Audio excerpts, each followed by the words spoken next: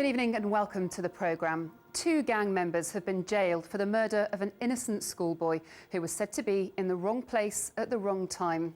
Kwame Ofosu-Asare was repeatedly stabbed in a random attack, part of a feud between rival gangs. The judge in sentencing said not only had they destroyed the life of a young man, but also ruined their own lives. Our Home Affairs correspondent Guy Smith reports.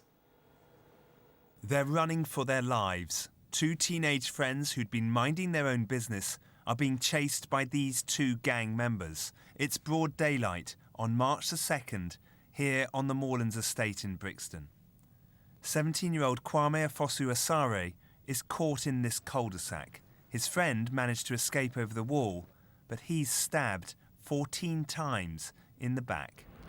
It must have been a dreadful ordeal for both young men. The boy who escaped, he could hear the screams of Kwame. I can't begin to imagine how he felt hearing his friend being attacked.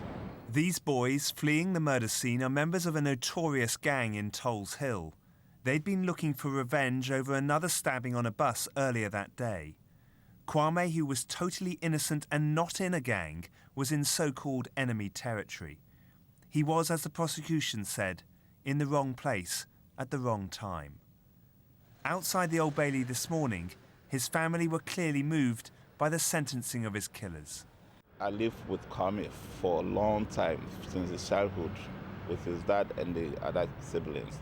So when I say Kwame was humble, very obedient, respectful and everything, I mean it.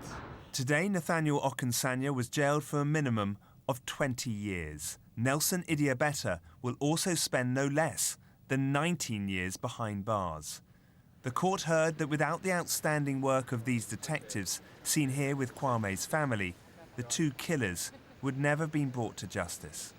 The judge in sentencing said the two teenagers had shown not one iota of remorse. The tragedy of this case, he said, was that they had not only destroyed the life of a young man, but they'd ruined their own lives. Guy Smith, BBC London News, at the Old Bailey. Lots more to come tonight, including